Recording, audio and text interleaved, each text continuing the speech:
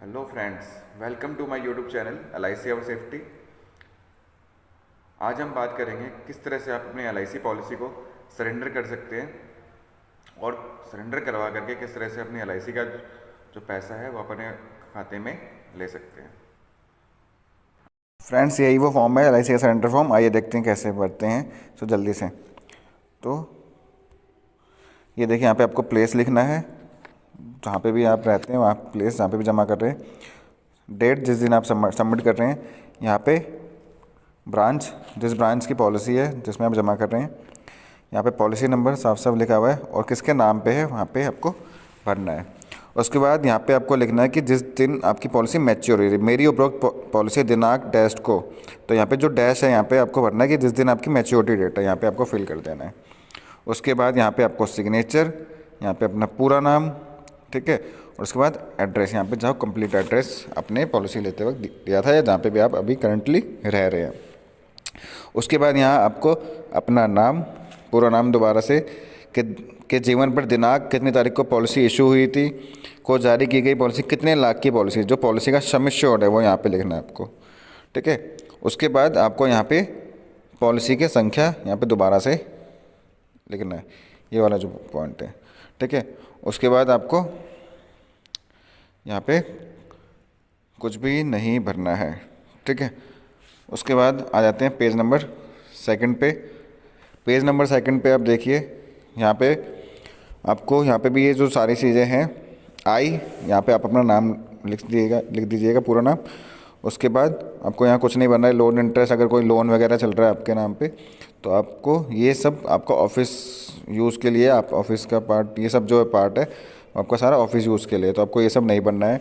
उसके बाद यहाँ पे आपको नीचे देखिए विटनेस, एक विटनेस जो आपका ब्लड रिलेशन में ना हो, कोई आपका नेबर, कोई आपका LIC एजेंट या जो भी आपका है वो भर सकता है। फुल नेम, उसका पूरा नाम, क्या कार्य करता है व्यक्ति, और उसका एड्रेस यहाँ पे भरना है। उसके बाद यहाँ पे अगर कुल रकम 500 रुपये से अधिक है तो 1 रुपये की रसीद देगा। अगर जो आपका सरेंडर अमाउंट है, जो सरेंडर का पैसा है वो 500 रुपये से ज़्यादा है, तो यहाँ पे 1 रुपये की रसीदी टिकट लगती है, रेवेन्यू स्टैम्प लगती है, वो यहाँ लगाना है और उस पर आपको क्रॉस साइन करने हैं, आधे टिकट पे और आधे बाहर जाएंगे, ठीक है। तो क्रॉस साइन ऊपर की तरफ या क्रॉस साइन करने हैं नीचे से ऊपर की तरफ, और आधे टिकट पे और आधे बाहर जाएंगे। और फिर यहाँ पे आपको लिखना है कि अगर किसी मेल व्यक्ति, पुरुष व्यक्ति के नाम पे पॉलिसी है तो उसको यहाँ पिता का नाम लिखना है, और अगर किसी फीमेल महिला के नाम पे पॉलिसी है तो उसको यहाँ पे अपने हस्बैंड का नाम लिखना है। तो याद रखेंगे इस चीज़ को। उसके बाद यहाँ पे आपको बैंक की डिटेल्स देनी है, क्योंकि आप पॉलिसी को सरेंडर कर रहे हैं। सरेंडर करने के बाद आपको जो अमाउंट है आपको मिलेगा, तो इसलिए आपको बैंक का डिटेल यहाँ भरना पड़ेगा, जिसको हम नेफ्ट फॉर्म भी कहते हैं।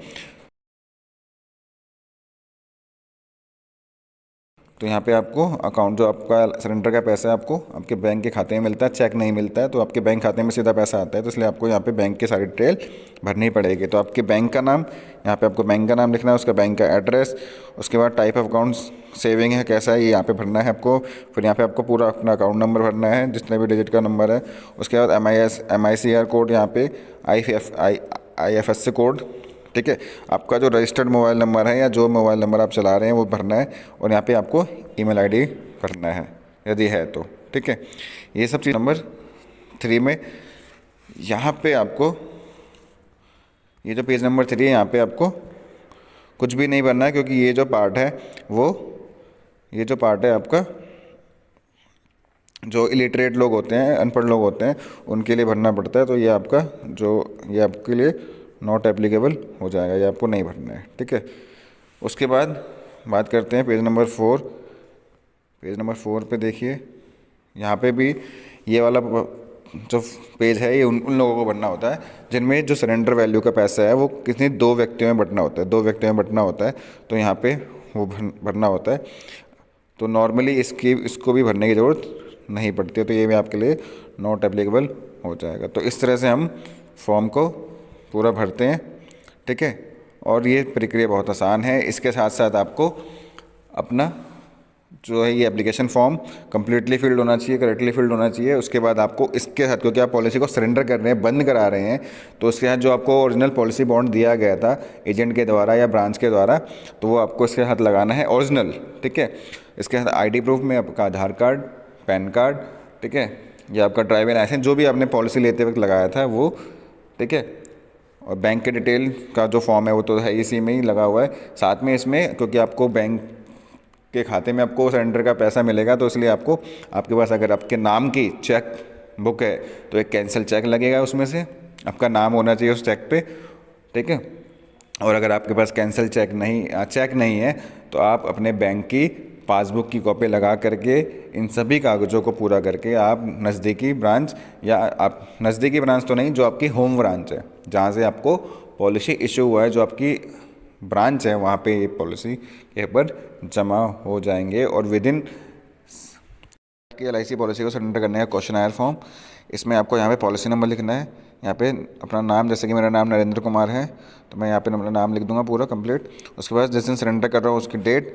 उसके बाद ये क्वेश्चंस पूछे गए हैं यहाँ पे, इसके जवाब देने होते हैं आपको। तो सबसे पहला जो है कि जब आपको पता होना चाहिए कि जब आप कोई भी पॉलिसी को सरेंडर करते हैं LIC की पॉलिसी को, तो आपको उसमें आपका लाइफ कवर ख़त्म हो जाएगा, कोई कवरेज नहीं बनी रहेगी, लाइफ कवर ख़त्म हो जाएगी, और आपको फाइनेंशियल लॉस भी होगा, तो आपको ये पता होना चाहिए। तो इसलिए आप यहाँ पे यस पर टिक लगा देंगे।